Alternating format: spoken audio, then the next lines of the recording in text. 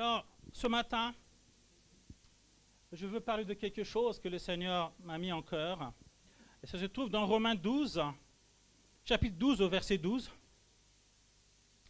Il est écrit « Réjouissez-vous en espérance, soyez patients dans l'affliction. » Et bien aimé, ce matin, je voulais parler de la patience. La patience, c'est quoi la patience? La patience, c'est persévérer vers un but en endurant les épreuves ou en attendant patiemment que la promesse s'accomplisse. Alléluia. Et j'aimerais bien, la Bible décrit la patience comme un fruit de l'esprit. Et ça, ma foi, nous connaissons tous. Nous pouvons lire ça dans Galates 5, au verset 22. Il est dit, mais le fruit de l'esprit, c'est l'amour, la joie, la paix, la patience, la bonté, la bienveillance, la foi, la douceur, la maîtrise de soi. Et encore mieux, le livre de Jacques est écrit dans Jacques 1, « Mes frères, regardez comme un sujet de joie complète les diverses épreuves auxquelles vous pouvez être exposés, sachant que l'épreuve de votre foi produit la patience. Mais il faut que la patience accomplisse parfaitement son œuvre, afin que vous soyez parfaits et accomplis sans faillir en rien. » Bien-aimé, la parole de Dieu nous dit que regardez comme un sujet de joie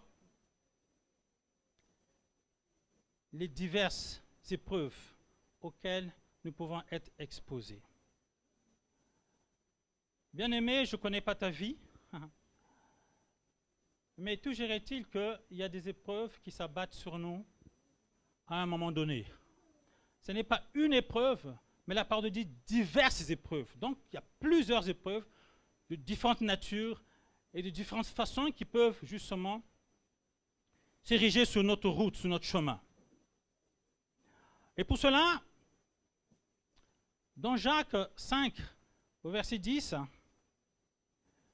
Jacques décrit les prophètes comme des modèles de patience dans la souffrance, mes bien-aimés.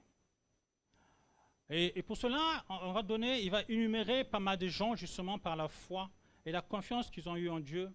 Ils ont traversé les épreuves avec brio. Et bien aimé, ce qui est sûr, c'est que la parole de Dieu nous dit, regardez comme un sujet de joie. Or, si ce n'était pas le cas, la parole de Dieu lui dirait, mais regardez comme un sujet de joie les différentes épreuves qui vous arrivent. Ça veut dire quoi? Ça veut dire que quand derrière les épreuves, il y a quelque chose de caché, mes bien-aimés. Derrière les épreuves, il y a la gloire de Dieu qui est cachée. Regardez, nous connaissons tous l'histoire de Job. L'histoire de Job, nous le connaissons tous. En fait, qui était Job? Job était un homme intègre, droit et Dieu, qui révérait Dieu. Dieu lui-même va dire que Job, c'est mon serviteur. Mon serviteur Job, il est intègre, il est droit. Bien-aimé, j'aimerais que le Seigneur, ce matin, puisse nous dire à tout un chacun de nous que je vois en toi que tu fais des progrès, que tu es intègre et droit. Alléluia. Venant d'un homme, mais venant de Dieu, c'est autre chose, mes bien-aimés. Un homme peut dire, tu es beau, tu es bien, tu es doux, tu as la tempérance, tu as la maîtrise de soi. Mais à un moment donné, mon bien-aimé, il y a des choses qui nous arrivent, des intempéries qui surviennent dans nos vies et nous déclinons petit à petit. Alléluia. Voyez-vous, même Abraham, à qui on a confié une promesse, à un certain moment, il a été décliné. Il a décliné, sa confiance est déclinée. Bien plus.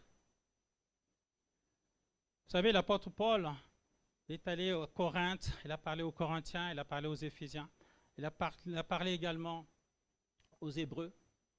Mais il a dit aux Hébreux que vous êtes paresseux et vous avez été découragés. Et ça, ma foi, nous pouvons lire ça justement dans Hébreux. Mais ce n'est pas là mon propos. Alors je veux dire, Job était un homme intègre, droit, et qui révérait Dieu. Et Job évitait le mal, mes bien-aimés. Job, il avait 7 fils et 3 filles. Et ainsi, il avait de nombreux troupeaux et de nombreux serviteurs. Et la parole de Dieu nous dit que Dieu a dit, voici un serviteur, Job est un serviteur exceptionnel. Mais vous savez, l'accusateur Satan, il a dit, oh, ne parle pas trop vite. Enlève-lui parce qu'il est béni, c'est pour ça qu'il te sublime. Mais enlève-lui tous ses biens et tu verras qu'il t'abandonnera. Et il verra qu'il se détournera de ta voie. Alors Dieu dit, ah bon, c'est comme ça que je comprends. Je connais mon serviteur, il est droit et intègre. Alors qu'est-ce qui va se passer? Il a dit, bon, écoute, on va voir ce qu'on va voir. Écoute, enlève ses biens, mais surtout ne touche pas sa personne. C'est ce qui est arrivé, bien-aimé. Alors l'ennemi s'est acharné sur la vie de Job. Job a perdu tous ses biens, il a perdu ses troupeaux, il a même perdu ses enfants suite à un accident. Et il a tout perdu, il devenait malade, mon bien-aimé. Il devenait tellement maigrissant, il devenait tellement pauvre, il a tellement décliné plus bas que terre. À un certain moment, il était malade. Et même sa femme qui était à côté de lui, il a dit, écoute, trop c'est trop, maudit Dieu et meurs. Un point c'est tout, et puis on n'en parle plus. Mais la parole de Dieu nous dit que Job a persévéré dans la foi. Il a persévéré, il a eu confiance en Dieu. Et en conclusion, quelque chose s'est passé, mes bien-aimés. Dieu, l'Éternel Dieu a rétabli sa santé. L'Éternel Dieu a doublé tous ses biens. Alléluia. Il a obtenu la gloire de Dieu. Pourquoi? Parce qu'il a été persévérant. Pourquoi? Parce qu'il a eu confiance en Dieu, mes bien-aimés. Ce que je voulais te dire ce matin, quelle que soit la situation qui te perturbe, la situation qui te trouble, la nuit tu ne dors pas, insomnie sur insomnie, la parole dit soyez patient dans l'affliction. Il n'a pas dit soyez patient quand tout va bien, non, il dit soyez patient même dans l'affliction, même au milieu des tempêtes, même au milieu de la diversité, soyez patient. Alléluia. Alors voyez-vous, nous voulons prendre également l'exemple d'Abraham, mes bien-aimés. Abraham, le père de la foi. Voyez-vous, Abraham était avec Sarah, et à un certain moment, ils n'arrivaient pas à enfanter un enfant. Et pourtant, Dieu avait promis à Abraham que tu auras un fils. Et le temps est passé. Il avait l'âge de 75 ans, et le temps est passé. Le temps est passé, et l'enfant ne venait pas. À tel point que Sarah a dit, écoute, mon Seigneur, vois la réalité en face. C'est ce que disent nos femmes. Hein. Quand ils commencent à voir que le mari, il commence à perdre pied, hein, le mari ne prie pas comme avant, il rentre un peu nonchalant, la tête baissée, et la femme voit que le mari ne tient plus debout, il y a quelque chose qui ne va pas. Hein. Est-ce les factures? Est-ce les problèmes financiers? Est-ce que c'est quoi le problème? Alors nos femmes sont perspicaces, voyez-vous. Elles ont un sixième sens. Elles voient, écoute mon mari, nous allons plier genoux. Parce qu'il y a un nom qui est au-dessus de tous les noms, mes bien-aimés. C'est le nom de Jésus. Et la parole dit que tout genou fléchit devant le nom de Jésus. Et que toute langue confesse qu'il est le Seigneur, qu'il est le roi de rois. Alors la femme va dire, écoute, mon chéri, je pense qu'il y a des choses qui ne vont pas. Je te vois que tu es à bout. Et quand tu rentres dans la maison, tu traînes les pas. Et quand tu arrives, tu t'affaisses sous le canapé et je ne t'entends pas. Je ne t'ai pas connu comme ça, il y a quelque chose qui ne va pas. Alors viens, mon bien-aimé, on va plier genoux, on va prier. On va prier devant le nom de Jésus. On va prier depuis celui qui appelle à l'existence des choses qui n'existent pas. Et c'est comme ça. Et quand vous allez prier, quand vous allez mettre la main dans la main, cœur à cœur, et que vous allez louer Dieu, que vous allez invoquer Dieu, la parole dit qu'il ne met point de rose celui qui vient à lui. La parole de Dieu dit qu'il se manifeste au milieu de louanges. La parole de Dieu dit quiconque invoquera le nom de Jésus sera sauvé. Quiconque. Il n'a pas dit que quelques élites, il n'a pas dit qu'il y a des frères et des sœurs qui sont gravés. Non, non, non, non, non. C'est toi et moi. Il dit quiconque, quelle que soit ton origine, quel que soit ce que tu es, mais quiconque invoquera le nom de Jésus sera sauvé. C'est le nom de Jésus qui délivre, mon bien-aimé. Et je mets quiconque au défi que le nom de Jésus est royal et c'est tout ce qui compte. Alléluia. Quand vous avez la présence de Jésus en vous, vous pouvez marcher tête haute, mes bien-aimés. Vous pouvez marcher tête haute. Vous savez, il y a une chose que vous devez comprendre, que l'ennemi nous connaît mieux que nous-mêmes. Et quand tu marches, de la façon dont tu marches, l'ennemi dit, celui-là, c'est une proie facile. Mais quand tu marches avec l'Esprit de Dieu, et quand tu marches avec un pas assuré, il dit non, celui-là, je ne vais pas toucher. Celui-là, je ne peux pas aller plus loin avec toi. L'ennemi te connaît, le Satan te connaît, mon bien-aimé.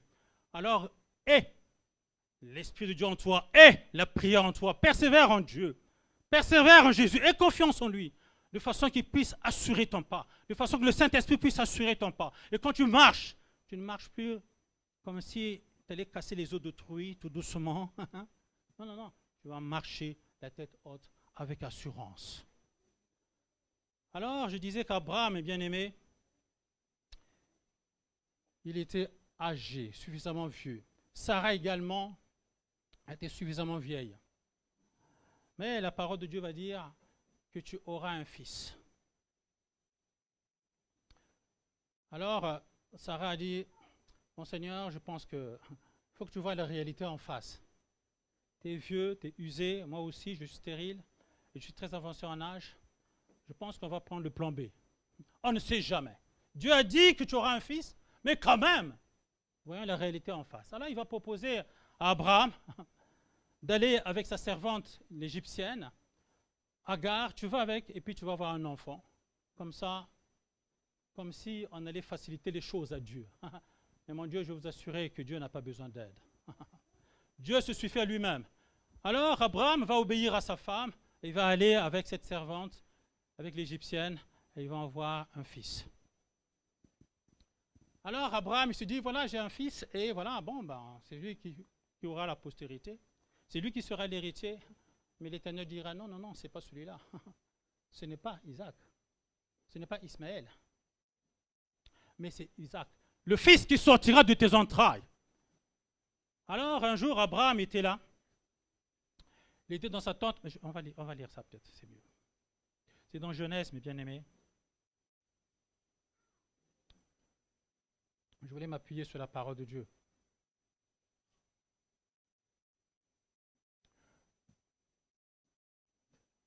Alors,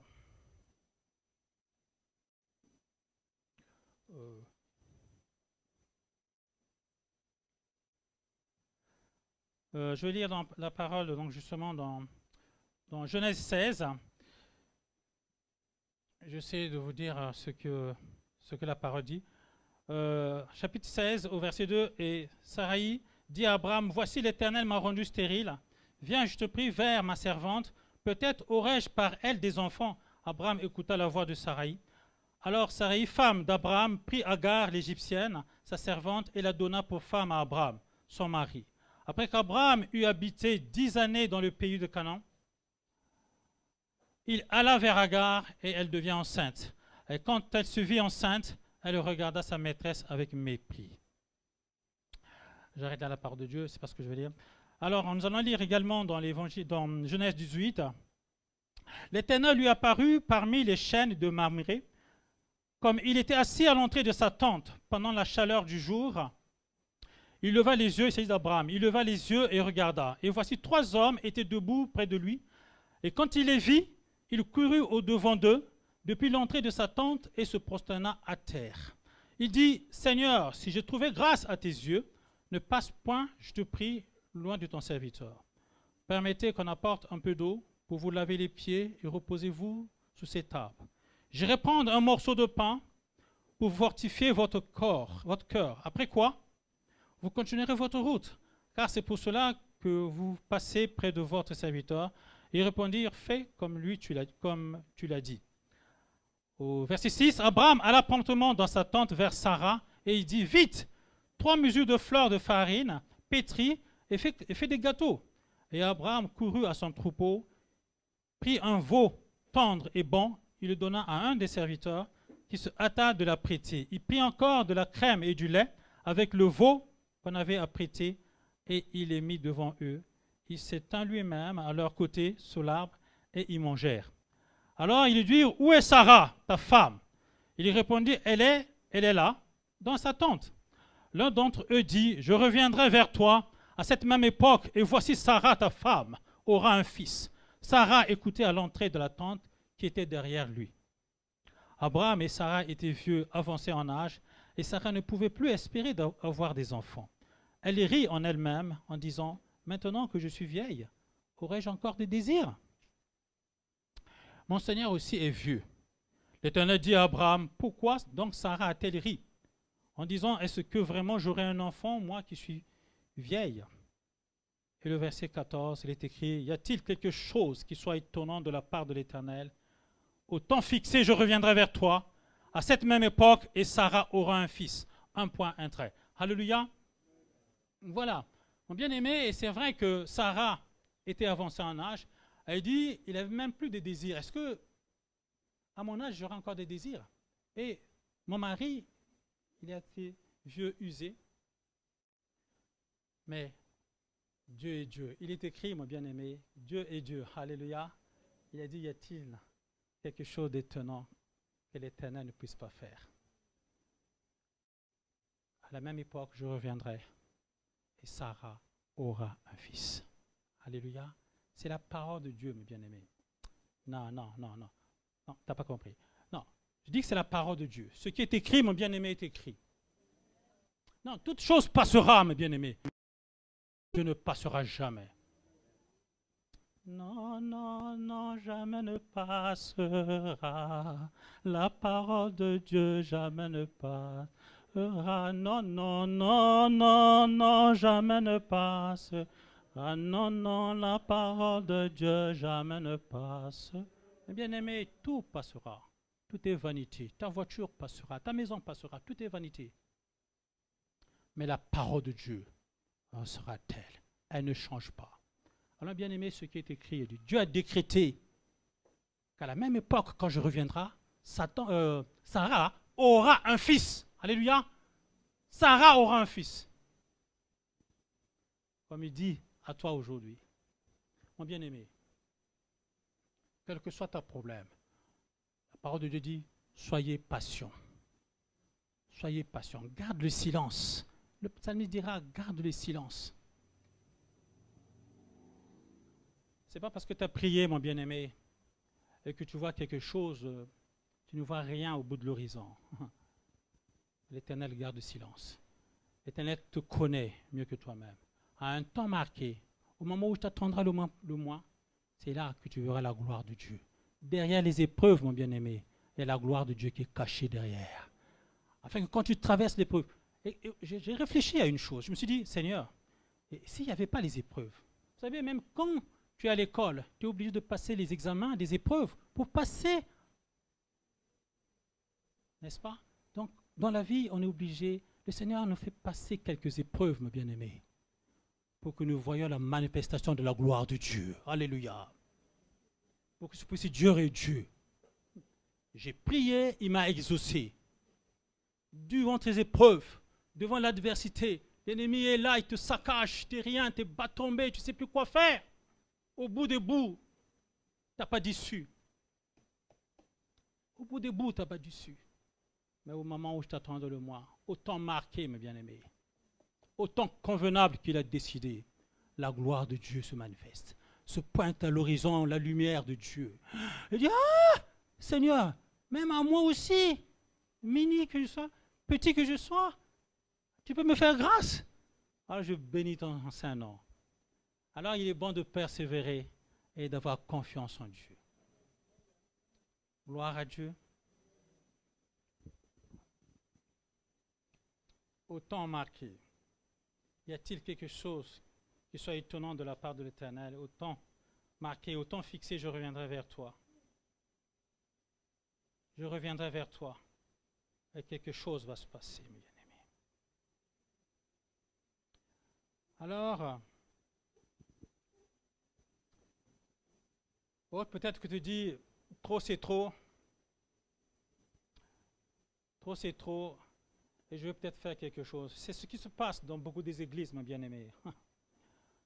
L'Éternel dit, Nous ne sommes pas là à aider Dieu. Alléluia. Non, non, non. Le Seigneur te demande d'obéir tout simplement. Mais il ne te demande pas d'aider Dieu. Alors, mes bien-aimés, voyez-vous, il y a quelqu'un qui a voulu aider Dieu. Il s'appelle Uza. Alors, l'arche de l'Éternel se trouvait dans un char. Et il voyait que l'arche allait tomber. Et lui, qu'est-ce qu'il a fait? Il a quelque chose de bien. Il a dit, oh là là, l'arche va tomber. Il a voulu rattraper l'arche justement par la main. Mais la parole de Dieu, je crois que c'est dans 2 Samuel.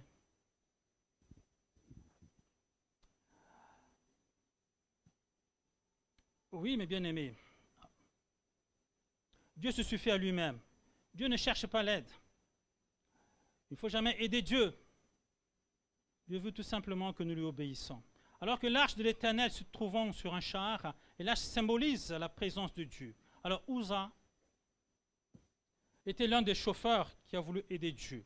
Comme il est écrit dans 2 Samuel 6, au verset 7 plutôt, dans le livre de Samuel 6, il est écrit que la colère de l'Éternel s'enflamma contre Uza. Pourquoi?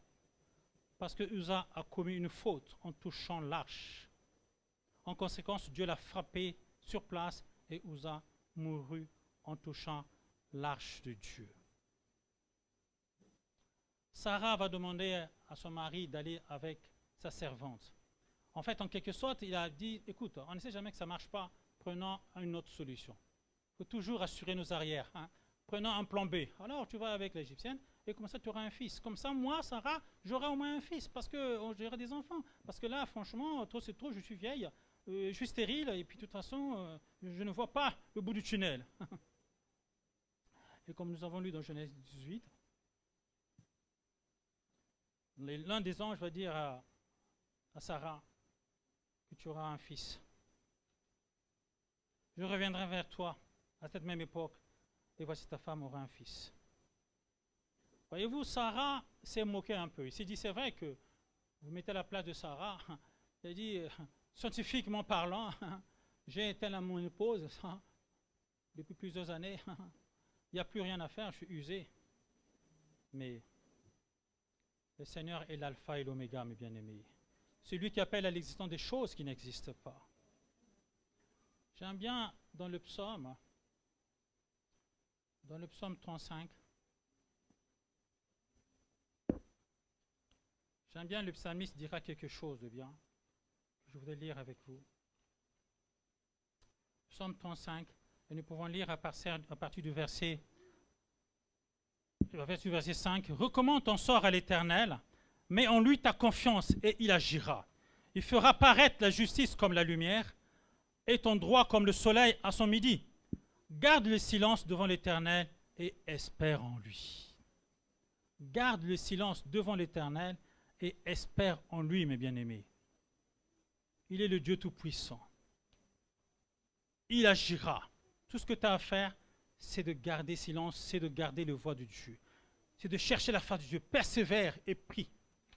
Persévère et prie. Et tu verras la gloire de Dieu. Raison pour laquelle j'ai intitulé le thème de cette exhortation ce matin, qui se trouve dans Romains 12:12. Réjouissez-vous en espérance, soyez patients. Devant chaque épreuve, mes bien-aimés, il y a la gloire de Dieu qui se cache. Réjouissez-vous en espérance, soyez patients dans l'affliction. Persévérez dans la prière, dans l'épreuve. Sois plein d'endurance. Voyez-vous, je ne sais pas si quelques-uns ont suivi les Jeux Olympiques. Est-ce qu'il y a quelques sportifs au milieu de nous? Voyez-vous, si vous avez suivi les Jeux, l'équipe de France, on voit tout au moins les Français, les athlètes français, ils ont eu cette fougue, ils ont eu un empressement. Ils ont été poussés par le peuple français et au milieu des épreuves, ils ont éclaté. C'est-à-dire qu'ils ont eu une endurance et ils ont gagné pas mal de coupes. Voyez-vous, entre les Jeux Olympiques d'avant et les Jeux Olympiques d'aujourd'hui, ils ont multiplié des médailles, des médailles et des médailles. Ils ont eu plein de médailles d'or, plein de médailles d'argent et plein de médailles d'or, de bronze. Pourquoi? Parce qu'ils ont eu plein d'endurance. Voyez-vous? Dans l'affliction, mon bien-aimé, comme j'ai commencé à dire, non, Satan, l'accusateur, il te connaît. Alors, comme il a miroité à Job, Enlève-lui tous ses biens. Tu verras qui va te maudire. Tu verras qui t'abandonnera. Mais les Français, les athlètes français, mon bien-aimé, ils ont été empressés par le public. Ils ont été poussés. Alors ils ont persévéré. Ils ont eu cette endurance. Et ils ont gagné quelque chose. Enfin, après chaque épreuve, il y a la victoire qui est au bout. Alléluia. Ils ont persévéré et ils ont gagné plus de médailles. Alors ce que je veux te dire ce matin, au milieu de cette adversité, aie confiance en Dieu comme a eu Job. Persévère comme a persévéré Abraham. Persévère. Il ne met point de rose celui qui vient à lui. Après les diverses épreuves, il y a quelque chose de grandiose qui va se manifester. Tu n'en croiras pas à tes yeux. Dieu est Dieu. Oh, il manifeste ta grandeur, il manifeste la puissance de Dieu quand tu y crois. Bien-aimé, je ne sais pas s'il y a quelques-uns qui ont expérimenté, qui ont fait cette expérience. Au moment où tu es complètement affaissé, complètement abattu, démoralisé, désemparé, tu ne sais quoi faire. Tu rentres, tu ressors, tu essaies de dormir, tu regardes le plafond. Il n'y a rien. Rien de rien. Et c'est de là que tu dis, il y a un Dieu. Il y a un Dieu. Bien-aimé,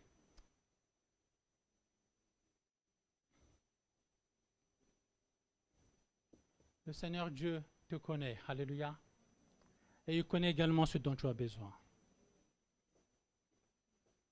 Alors, au lieu de tourner en rond, aie confiance en ce Dieu. Persévère dans la prière. Persévère dans la prière. Au temps marqué, au moment où tu attendras le moins, où tu ne sais plus à qui compter, ni à qui te vouer, ni à qui dire quoi que ce soit. Le Seigneur, comme quelque chose, comme un vent impétueux, tu vas voir une lueur de Dieu se pointer à l'horizon. Il a dit, oh Seigneur, je croyais que j'étais tout seul, maintenant j'ai compris que tu es avec moi. Il a dit, chaque jour je serai avec toi, jusqu'à la fin de toi. Sa parole est vraie. Sa parole ne ment jamais, mes bien-aimés. Dieu est Dieu. Ce qui est écrit est écrit. Alléluia. Alors, il vaut mieux compter sur Dieu. Persévère, persévère, persévère. Il faut persévérer, mon bien-aimé.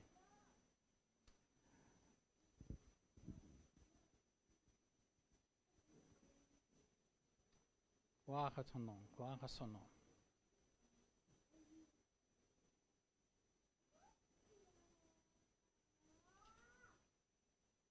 Gloire à son nom. Jésus est au contrôle de ta vie, ma bien-aimée. Jésus est au contrôle de ta vie. Le Seigneur va éclater sa gloire face à la situation qui perdure. Le Seigneur va éclater sa gloire face à la situation que tu vis. Où je te dis, tu ne sais pas ce que je vis. Non, je sais que le Seigneur sait ce que tu vis. Mais je te dis une chose, garde le silence devant l'Éternel et espère en lui. Et espère en lui. Voyez-vous, dans l'évangile de Jean, au chapitre 11, on va apprendre à Jésus que Lazare est malade. Et Jésus va dire, il va continuer à parler. Jésus n'a pas dit, laisse, c'est bien sympa que je ne sois pas à côté de Lazare pendant qu'il est malade. Et jusqu'à ce que Lazare va mourir. Et ce n'est qu'en ce moment-là qu'il va se présenter devant Lazare. Il a dit, laisse, la mort est à la gloire de Dieu. La mort de Lazare est à la gloire de Dieu. Et quand tu vis, que tu vois que mon frère, dans ta vie, tout commence à périr. Tu n'as plus de force. Tu n'as plus rien en toi. C'est en ce moment-là que le Seigneur apparaît. Il te dit, si tu crois, tu verras la gloire de Dieu. Le tout, c'est de croire, tu verras la gloire de Dieu. Si tu crois, tu verras la gloire de Dieu. Alors, c'est quel est ton problème? Bien-aimé, je me sens poussé à prier. Non, je ne vais pas continuer. Je crois que nous allons prier. Nous allons prendre un temps où nous allons prier. Le Seigneur connaît ta situation. Le Seigneur te connaît. Alors je vais inviter la chorale à venir m'aider à adorer Dieu parce que nous allons rentrer dans un moment de prière. Il a dit quand 2 ou 3 s'assemblent au milieu, il est là, présent au milieu de nous. Peuple de Dieu, croyez-vous que le Seigneur est au milieu de nous? Alors si tu crois, nous allons nous lever et nous allons être conduits par la chorale et nous allons invoquer le Saint-Esprit. Que le Saint-Esprit parle à ta situation, que le Saint-Esprit te parle en ce moment. Alors tu vas dire quelque chose au Saint-Esprit. Tu connais la situation qui te mine. Tu connais ton problème. Quel est? Y a-t-il quelque chose d'étonnant de la part de l'Éternel qu'il ne puisse pas faire? Alors si tu crois à sa parole, mon bien-aimé, nous allons croire que le Seigneur est là, qu'Emmanuel est là. Il est là au milieu de nous. Alors par tes propres paroles, dis-lui quelque chose. Il est là. Jésus est allé à la croix, c'est pour toi qu'il est allé à la croix. C'est pour ta situation qu'il est parti à la croix. C'est pour ta maladie qu'il est parti à la croix. C'est pour toi qu'il est parti à la croix. Alors Jésus ne change pas, il est le même hier, aujourd'hui, éternellement. Ce qu'il a fait hier, il est capable encore de le faire. Jésus, nous t'élevons, Jésus, nous t'élevons, Jésus de tout. Nous élevons le nom de Jésus. Jésus, nous t'élevons, Jésus, nous t'élevons, Jésus de tout. Oui, nous t'élevons, Jésus. Nous célébrons Jésus, nous célébrons Jésus de tout. Chantons, célébrons-le, nous célébrons Jésus, nous célébrons Jésus, nous célébrons Jésus de tout. Oui, disons merci, merci Jésus.